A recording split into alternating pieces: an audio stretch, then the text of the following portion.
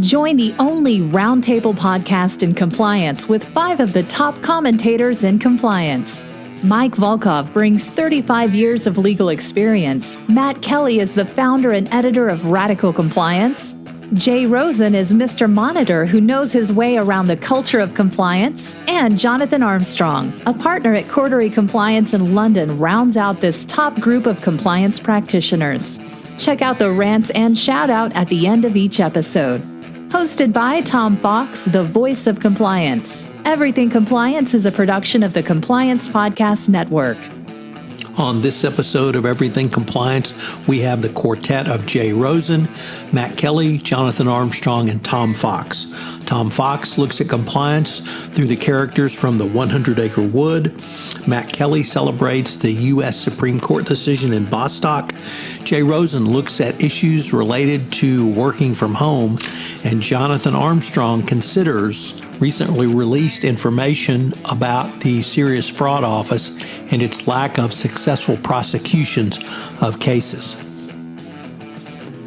He then shouts out to Markus Rash. Jay Rosen shouts out to Anthony Fauci. Tom Fox shouts out to Gregg Abbot. And Matt Kelly shouts out to the new CEO of Wirecard, the former CCO. Everything Compliance is a production of the Compliance Podcast Network and a proud member of C-Suite Radio. Jay Rosen, what is on your mind this week? Well, Tom, thank you. Recently, I noticed that you've been using an acronym, WFH. Now, I'm quite familiar with many TLAs, 3-letter acronyms, and at first I thought that the voice of compliance, the VOC, meant WTF. But upon a little head scratching, the light bulb went off and I cracked the code. W equals work, F equals from, and H equals home. During the past 3 going on 4 months, I've noticed that work from home is a subject that is gaining much attention, especially from an ethics and compliance perspective. Today, I'd like to share some ideas that I recently picked up. In the Notre Dame Deloitte Center for Ethical Leadership blog, I came across an essay entitled, "Is There an Ethical Upside to Remote Work?" Leading a remote team presents major challenges, but leaders who use this opportunity to encourage employees to be more authentic could also reap surprising ethical benefits. The office is one thing and the private life is another, says Mr. Wemmick, a lawyer clerk in Charles Dickens' famous tale, Great Expectations. When I go into the office, he says, I leave the castle home behind me, and when I come into the castle, I leave the office behind me. Pip, the novel's main character, notices that Mr. Wemmick's rigid boundary between work and life affect his behavior in a disturbing way. When at his castle, Mr. Wemmick is warm and caring, but as soon as he arrives at work, he becomes cruel and unfeeling. New research suggests that there's a bit of Mr. Wemmick in each of us. It appears that compartmentalizing our lives in this way could lead to unethical behavior, just as it did for Mr. Wemmick. Researchers have found evidence that employees with low identity integration were more likely to engage in misconduct at work, according to their supervisors. This research points to an opportunity that lies in the recent upsurge of remote work. Mr. Wemmick's office and castle are in 2 separate locations with a long walk between 2. Work-life balance has given way to work-life blending. Our commutes may be no longer than the few steps from the couch to the computer, but the fact that technologies like Zoom offer a digital window into our homes could be a good thing. I feel one of the benefits of this virus is that it has humanized us as employees, a former research assistant noted. My favorite part has been seeing kiddos and dogs on the video meetings. Hopefully we'll see some positive changes after all settles down. Although many leaders have been concerned about the loss of normal strategies for connection, engagement, and accountability tied to the physical office space, the explosion of remote work could offer an opportunity for encouraging employees to bring their whole selves to work. Here are 3 ideas to harness the benefits of authenticity while leading a remote team. First, make authenticity a strategic priority. As leaders focus on keeping employees motivated, engaged, and productive during the remote work, they should also recognize that authenticity can help achieve goals.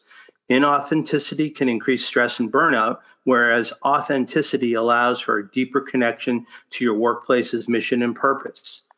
2, create space. We each naturally want to bring our whole selves to what we do every day.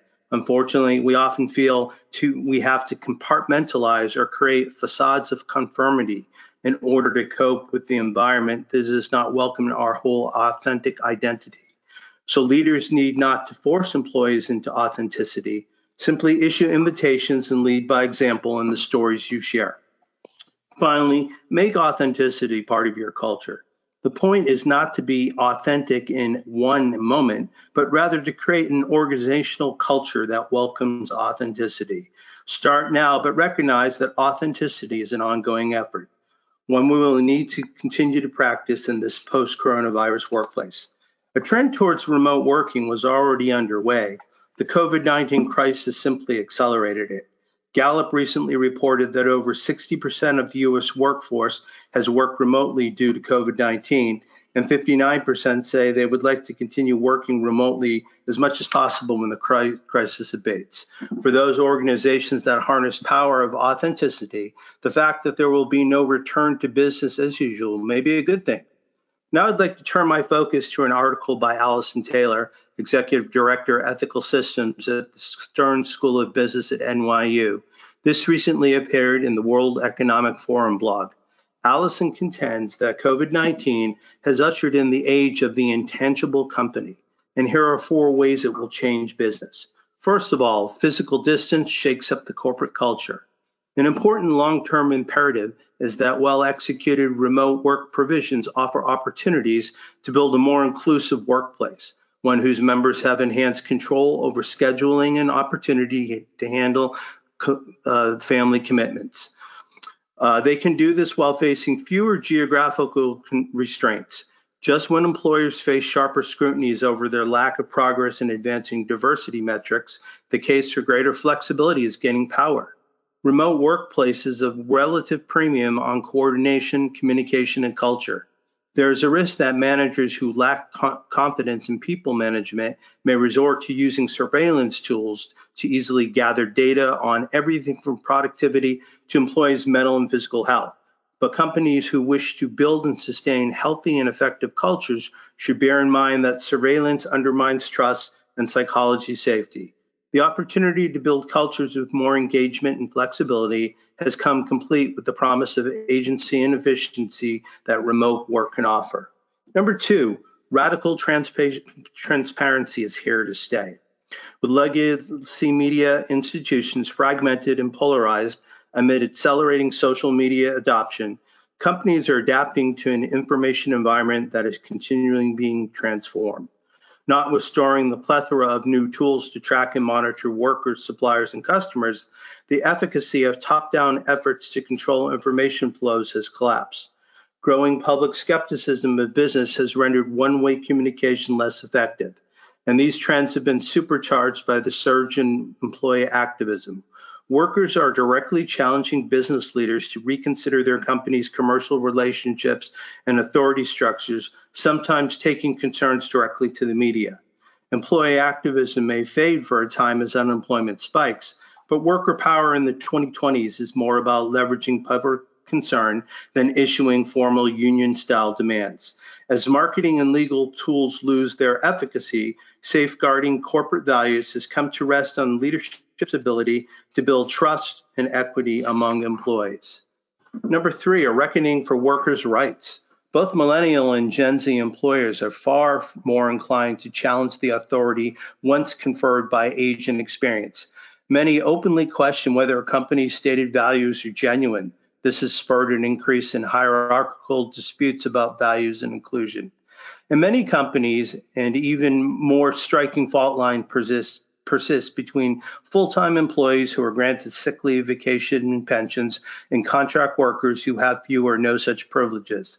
The perceived benefits look increasingly untenable during a public health crisis in which a lack of paid sick leave is forcing some to work, putting themselves and others at risk. In the short term, plummeting employment rates will do little to address exploitation. Longer term, it seems clear that basic protections for everyone on the payroll will become a widespread expectation of employment.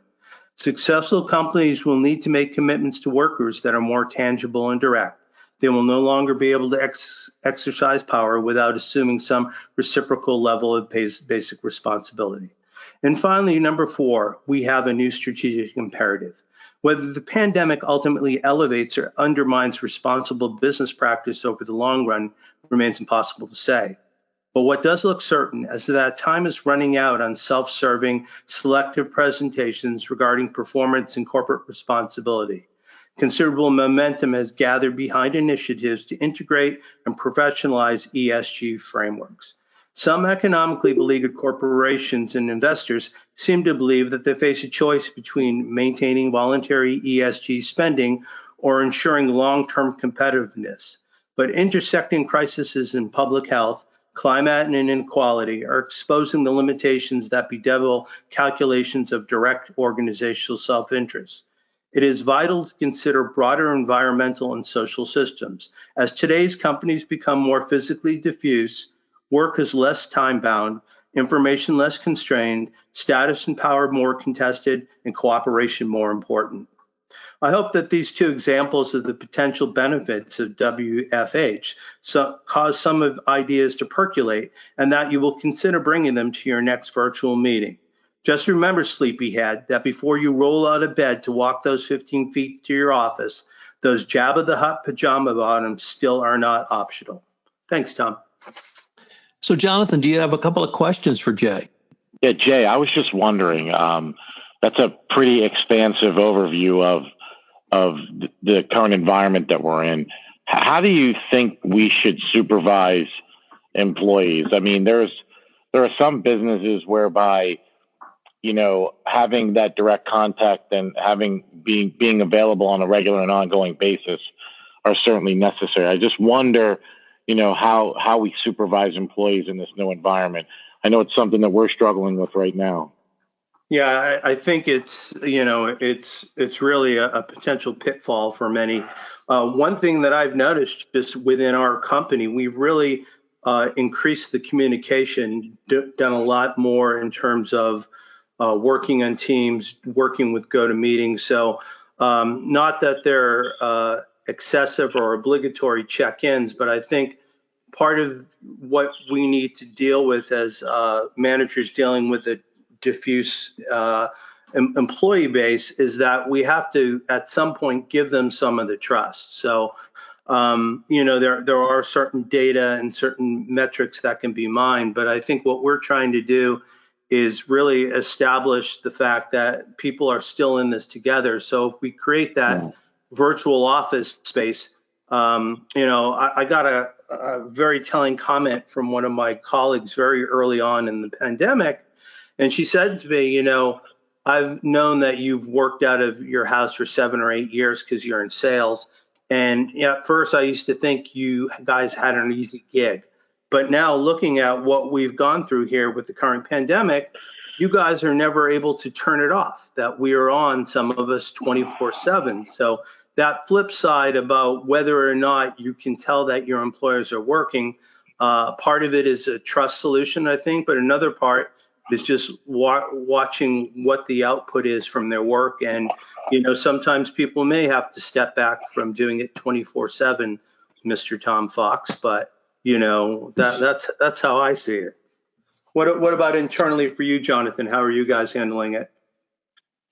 I think pretty much the same way. I mean, more touch points, I think there's more team meetings to make sure that everyone feels that, that they're being included in things.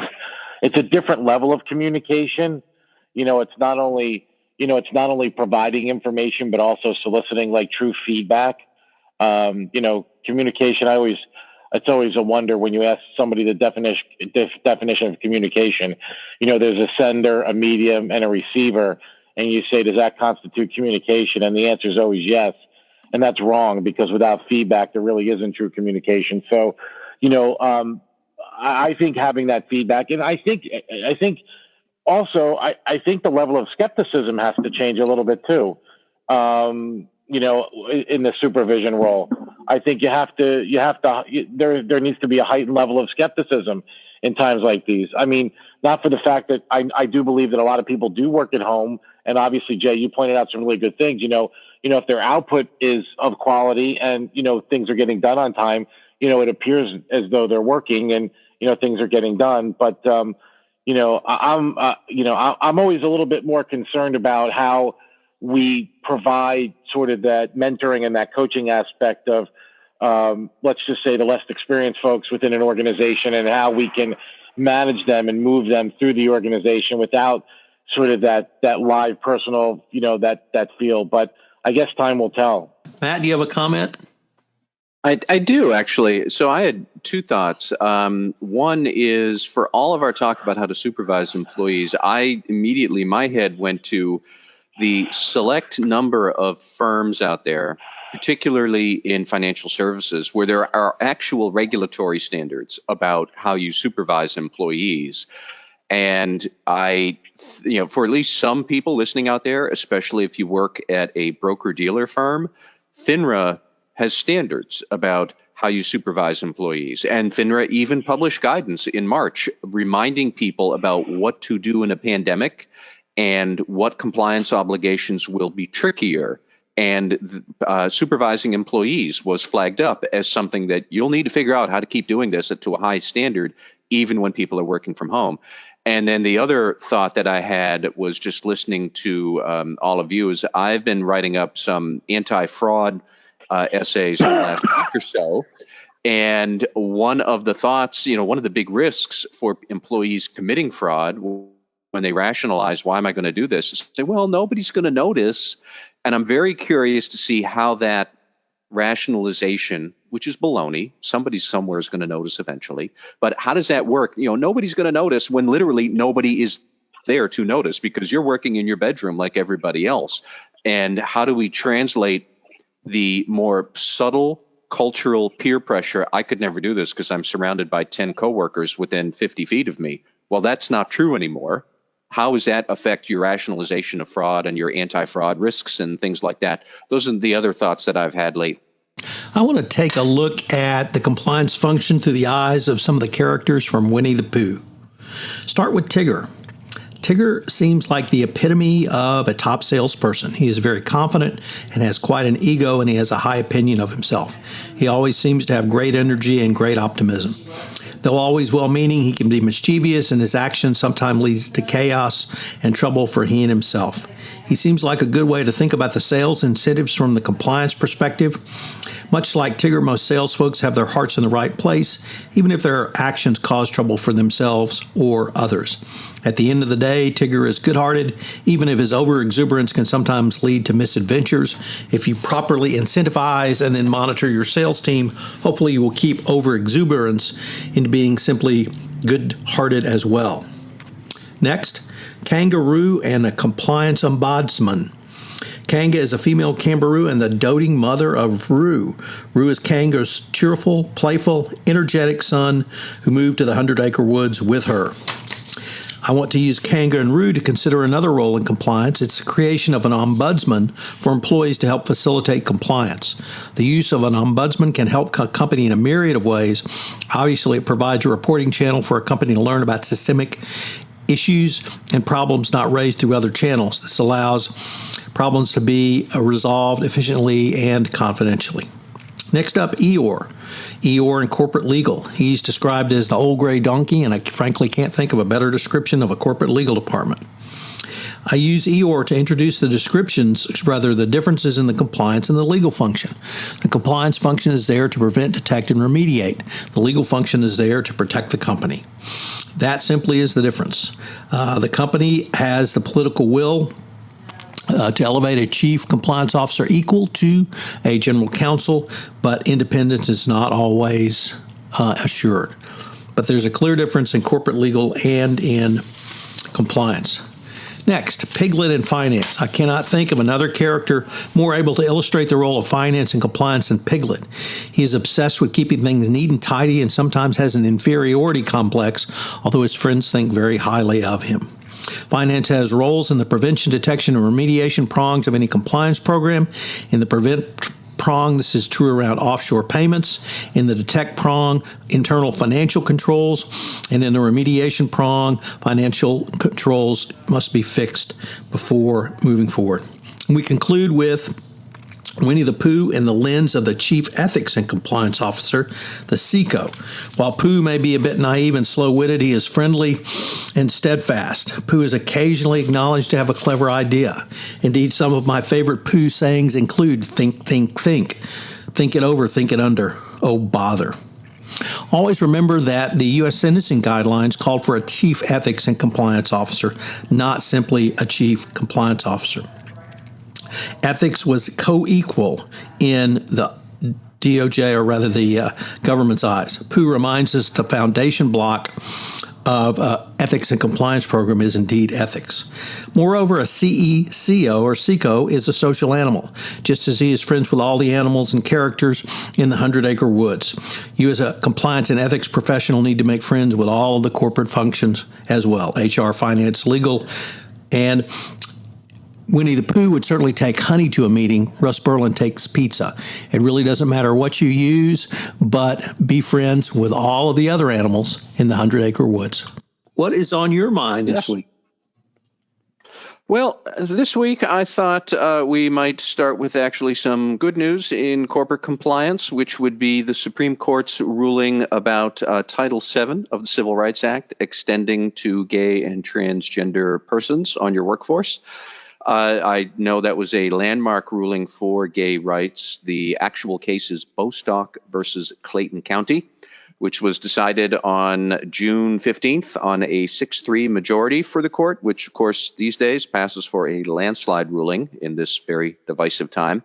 But anyways, I had wanted to walk through just a couple of implications of that decision for corporate compliance programs, for policies, and just a couple of ideas that compliance officers might want to keep in mind. For the large companies that are listening to this, you all might think this is good news and perhaps not that disruptive because most large companies already have policies that prohibit workplace discrimination against gay and transgender employees. There was one study done from 2018 that found more than 90% of the Fortune 500 already had anti-discrimination policies that went that far. So it might be that you don't have to do a whole lot of profound soul searching on your policies, but I would still first recommend that all companies do a policy review for a couple of reasons. First, there may be the case, especially for smaller companies, that your anti-discrimination policies don't actually reflect the Bostock ruling, and maybe you might need to amend your policies or clarify some points about gay or transgender employees. So you should check for that. Second, there will be at least some companies out there and some organizations who will find this ruling problematic. If you're a religious institution, for example, and you do not agree with gay rights, then you might have some big problems. Nobody has figured out yet how would you square practice of your religion with the equal protection under the law clauses that the Bostock ruling encapsulates. We don't know how to square those two things yet, but nonetheless, if you are one of those organizations that doesn't like this decision, at the least, you'd want to know what policies you do have on the books so you can start to see whether you do have some issues you'd want to think about. And then third, this is the most intriguing for me, is it's worth remembering that Title VII's protections are based on, quote, the basis of sex. So if John could be fired because he is in love with Tom, but he wouldn't be fired if he was in love with Susan, that's the rationale behind the decision that therefore he is being discriminated against on the basis of his sex. But so the ruling takes the basis of sex and applies it to sexual orientation questions. My question for policy mavens out there is, do you have any policies that talk about anti-discrimination using that phrase on the basis of sex, but they really are about gender, that they only apply to people who are biologically female? And the policies don't necessarily make sense for gay employees, maybe something around maternity leave, I don't know. I'm just wondering, are there going to be any instances where a strict reading of a one policy on the basis of sex might wind up needing clarification that we're really only talking about male versus female, not gender or sexual orientation? That's all fine. I'm just raising the issue that might be something you want to keep in mind if you're doing a policy review. That's one big area of where I think the Title VII ruling is going to come into place. Then the next is training and communication. You will need to train your employees on these latest anti-discrimination policies. You will probably want to revisit and make sure that your code of conduct reflects this, or executive communications talk about this. There are still plenty of discrimination complaints from gay and transgender employees. I looked up some of the numbers, and there were 1,850 such complaints filed by gay or transgender employees in 2019 to the Equal Employment Opportunity Commission. That is up from only 1,100 such complaints 5-6 years ago.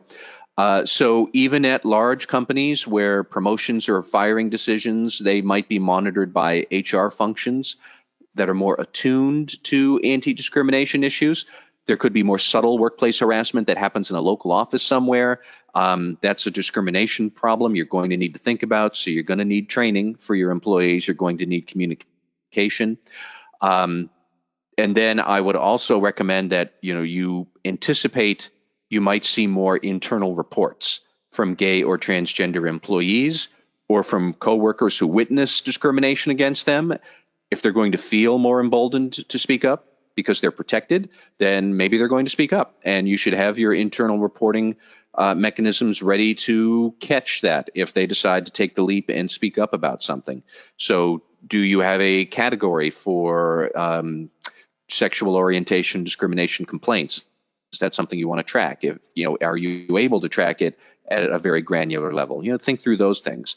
And then the last point that I still struggle with a bit is I think there's still a couple of big cultural disconnects around gay rights that we need to straighten out as a country. And I don't have any good answer for this, but so for example, it is now illegal to discriminate against your workers over sexual orientation.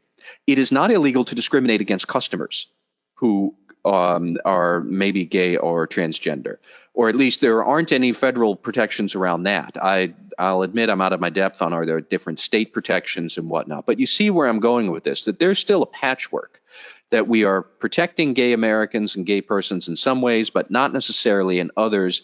And I can envision a scenario where employees might be confused by that. I'm confused that we have to disconnect by that. So you might need to think through, okay, we're going to train them on no discrimination against coworkers, but what about discrimination against customers? Does that make sense?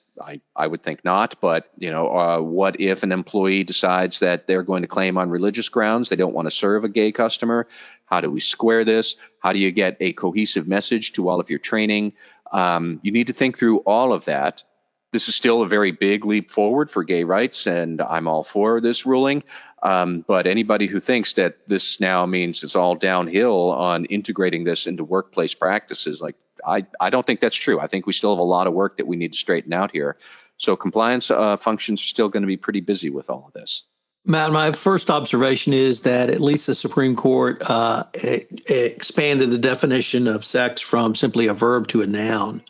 But more than simply that, this ruling, and if we could maybe pair it with the DACA ruling that came out the next day, I think really challenges compliance professionals to incorporate all of these protections into their policies and procedures and do it in a way that does so robustly. And I really like your approach, literally where you started at the top and work through tone, not simply tone at the top, but communications from the top, your code of conduct, your policies and procedures, training, ongoing communications, and then from the ongoing monitoring and ongoing upgrade and evolution of your compliance program. So it seems to roll through all of those steps together. It does. And I mean, I would like us to have one national standard that basically doesn't discriminate against sexual orientation. I don't see why we would, but we are foolish to deny the fact that there are still a significant portion of people in this country who think that gay activism or gay sexual orientation can be wrong. And they do practice it. They do say it's a part of their religious beliefs. It can still be permitted to discriminate against them in some circumstances, such as, you can do it against customers, but not against workers. Like, that doesn't make sense to me that we have a distinction there. And if I don't have that, I can only imagine how confused some employees are going to be. So it is going to probably be a challenge that, yet again, companies, their core values and how they codify those in policy, they're going to get raked over the coals of the culture wars that keep waging endlessly in this country. And I don't know what the answer to that is, but like I said, we're foolish to pretend that those stresses and strains aren't still there. Yes, they are. And you're going to have to worry about them.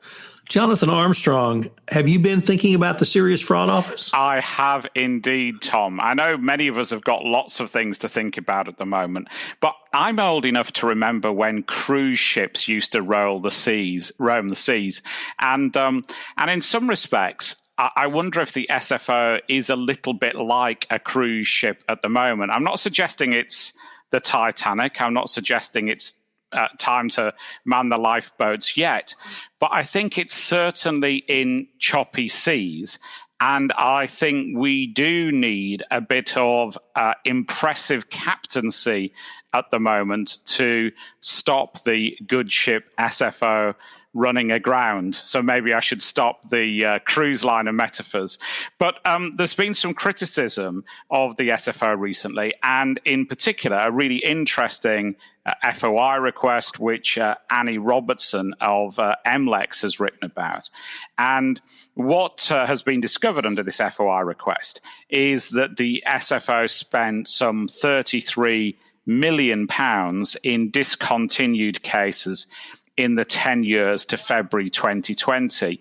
And in some respects, that's likely to be the tip of the iceberg, in that there have definitely been cases discontinued since. We had the ABB investigation discontinued on the 19th of May, and more recently, the investigation into Delarue, the printers, which was a large investigation, or part of a large investigation into print, which had led to a number of trials around the world, was discontinued on the 16th of June.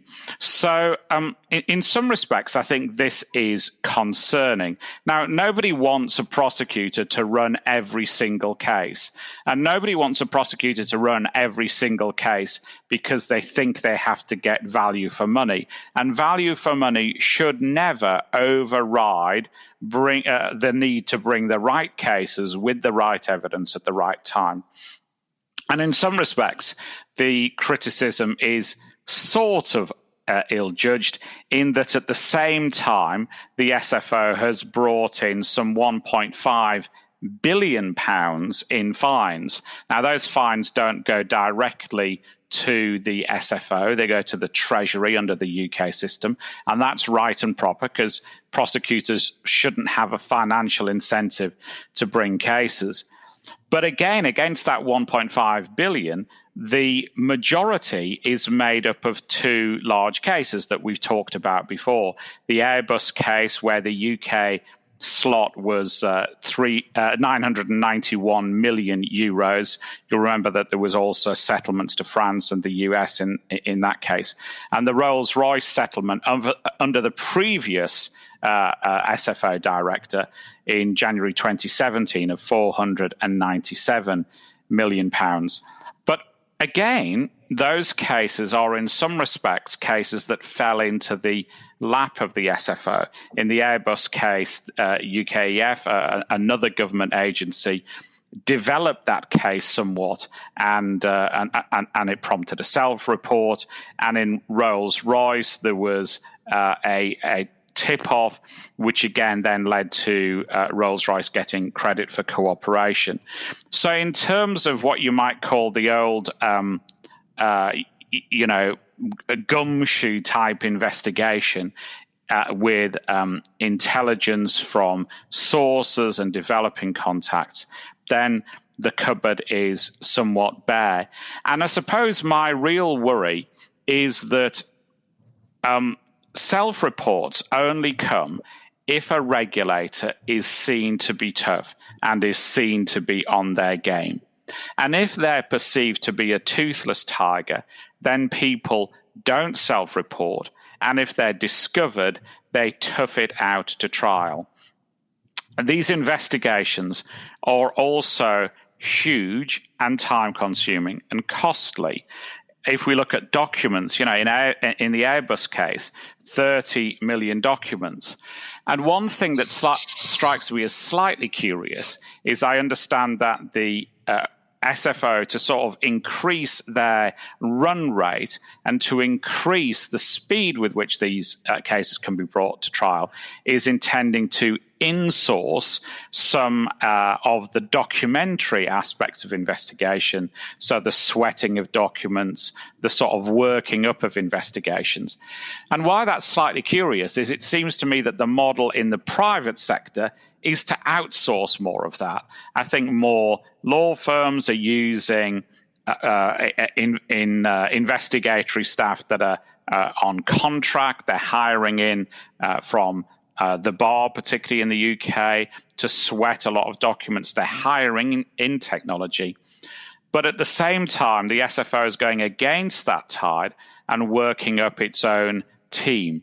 Now, from my perspective, the right answer isn't either end of the spectrum. The right answer is normally a blended team of people who are on staff at the law firm, and then blending into that team people who are there for the investigation. And you might do that to get extra language skills, to review documents in native language, etc. And maybe that is the SFO's plan. But it just seems slightly curious, as I say, at a time when they're coming in for a lot of criticism, that the plan is to do something that's against the norm out there in terms of current trends. So I suppose in many respects, I can see some justification in some of the criticisms that are being made. As I've said, I don't think the ship's sinking, but I do think that firm action is needed to get it back on course.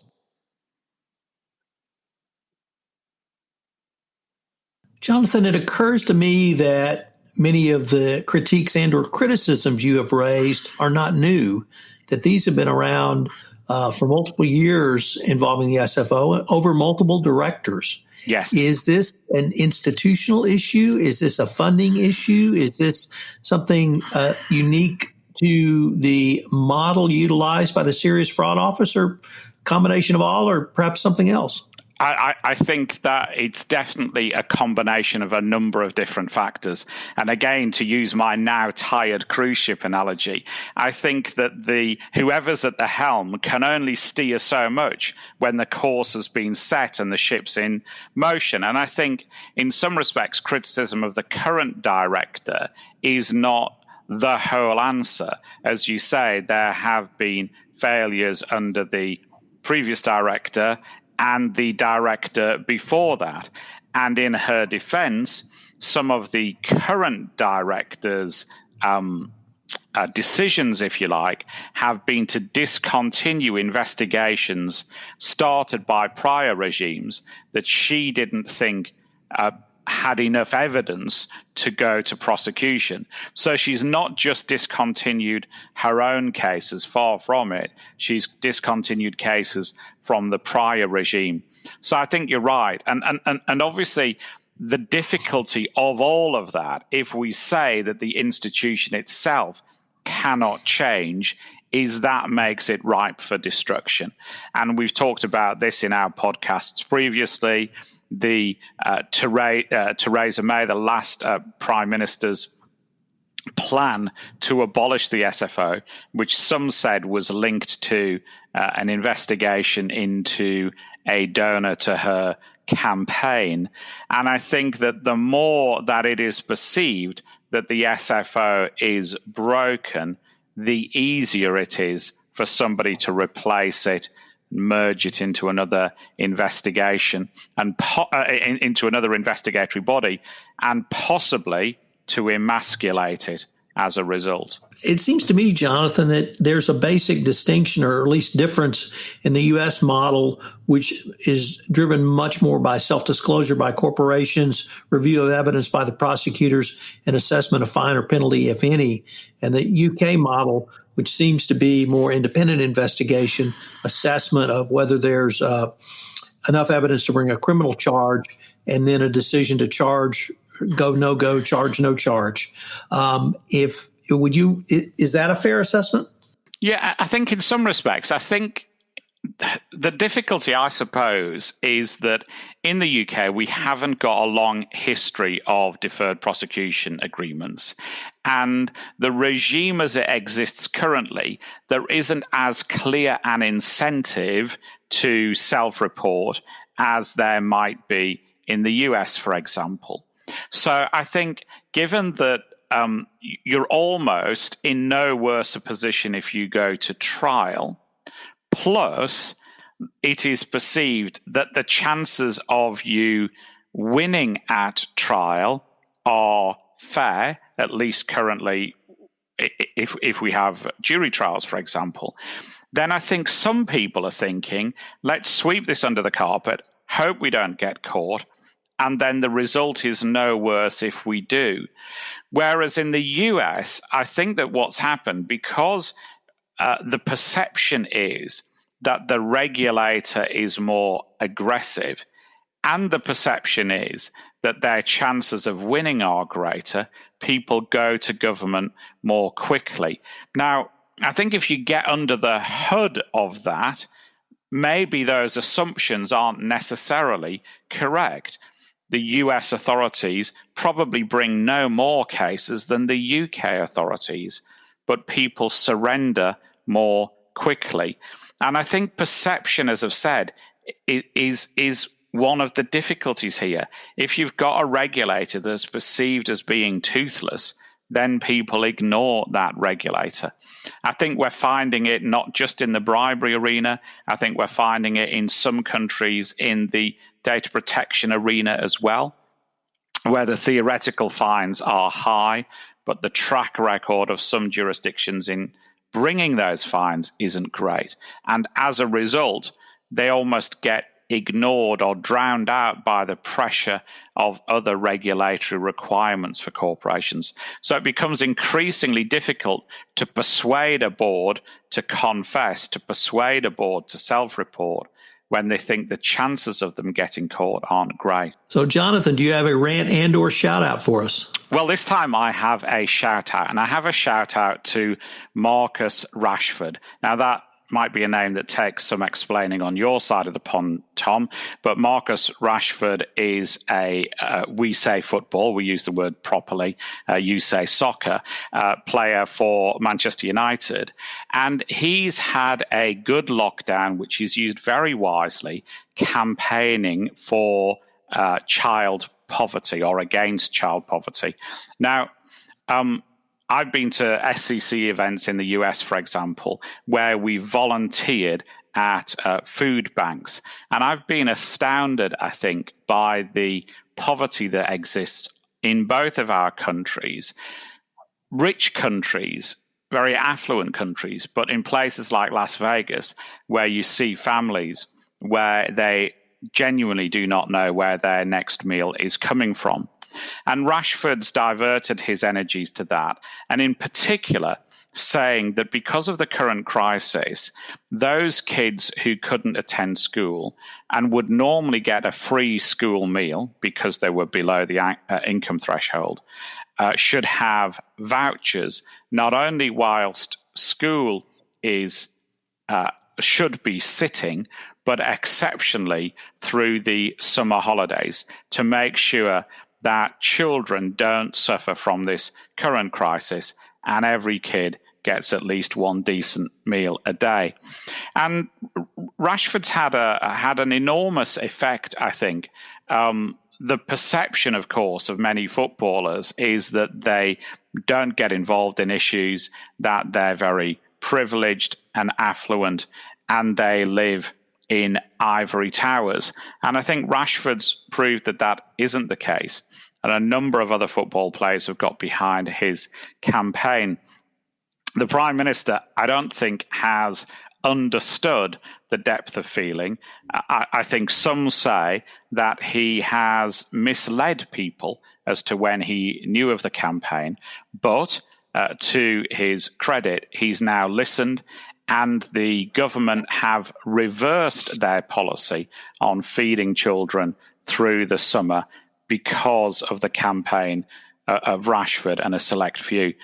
And maybe just to make it a little bit more personal, Tom, something that I've not shared publicly before, but I'm moved to, is the other aspect that Rushford has, or one other aspect to his campaign, is to say that there are many people who are now well off, but have relied on free school meals at some stage in their growing up to get where they are today.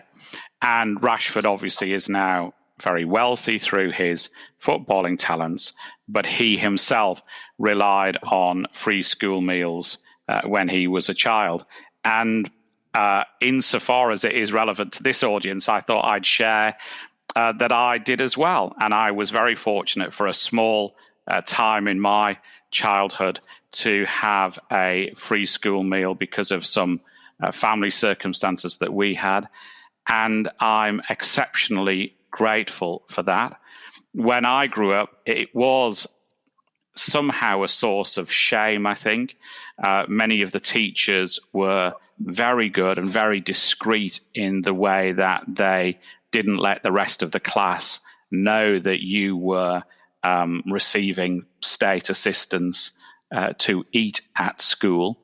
And I'm forever grateful for the teachers who hid that fact.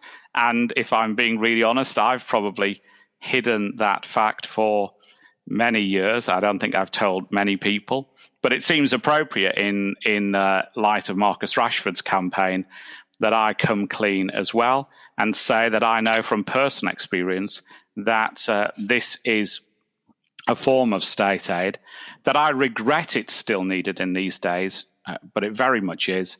And so my shout out is not only to Markus Rashford, but also to those teachers who've helped support this free school meal system in a very dignified and delicate way over all of those years. So I have a confession to make for everybody. I was originally going to rant about John Bolton, the former National Security Director. In fact, I will give a miniature high-speed rant against him.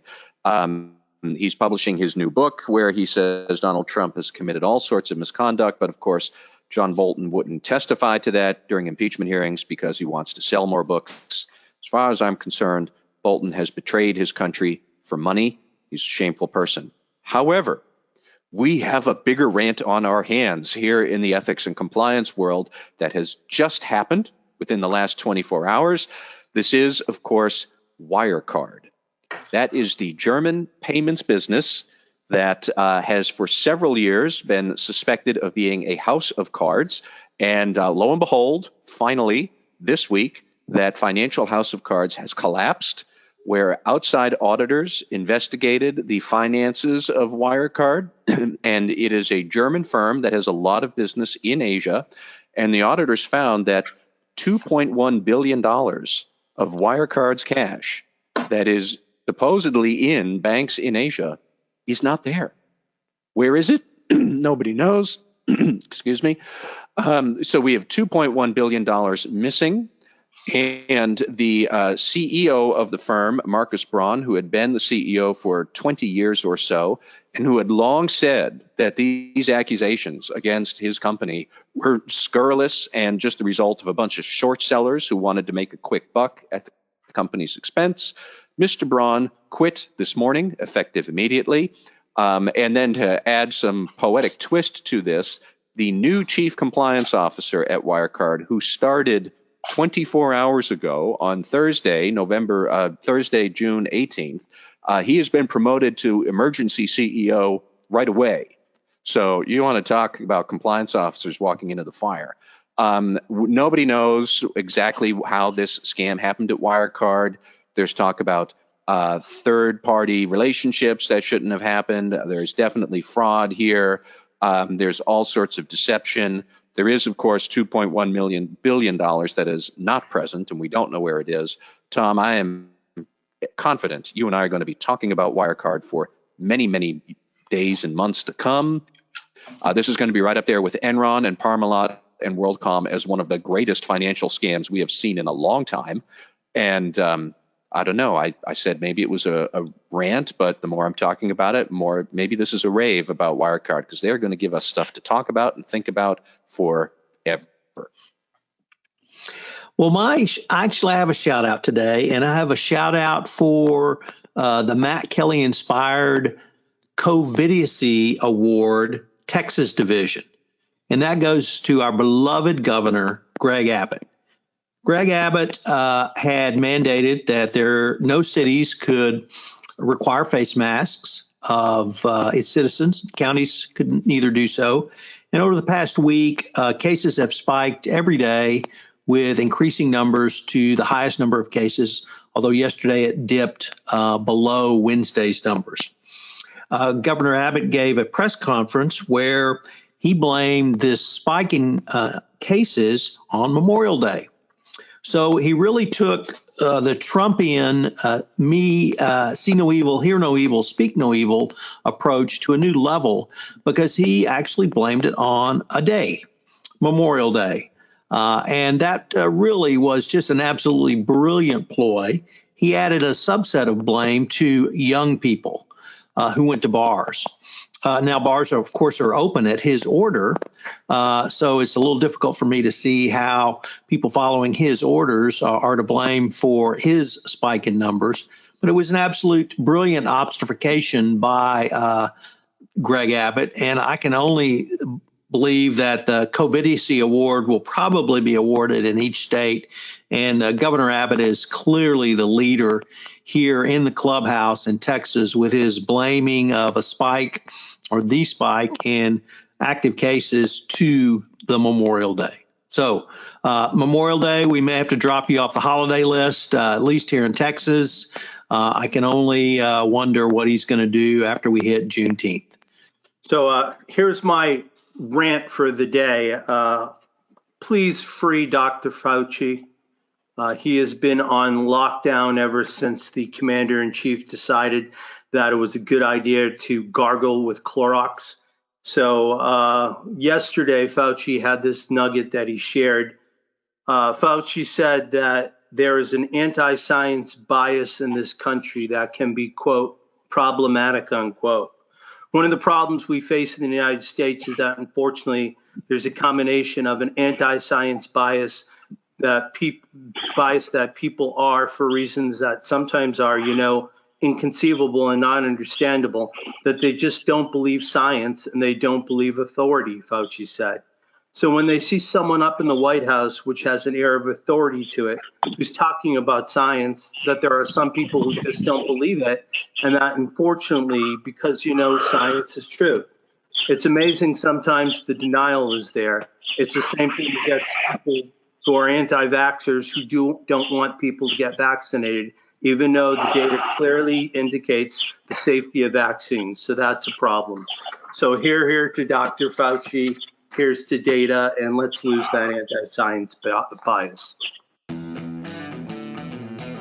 Hello, everyone. This is Tom Fox again. I'd like to thank you for listening to this episode of Everything Compliance. The Everything Compliance gang for this episode was Jonathan Marks, Jonathan Armstrong, Jay Rosen, and Matt Kelly. If you'd like some topics explored on Everything Compliance, please send us a message via the SpeakPipe button on the Compliance Podcast Network. I hope you will join us again for our next episode of Everything Compliance, where the gang will get back and look at topical issues relating to compliance and ethics. Everything Compliance is a production of the Compliance Podcast Network and a proud member of C-Suite Radio. Thanks again for listening, and we look forward to visiting with you again in our next episode.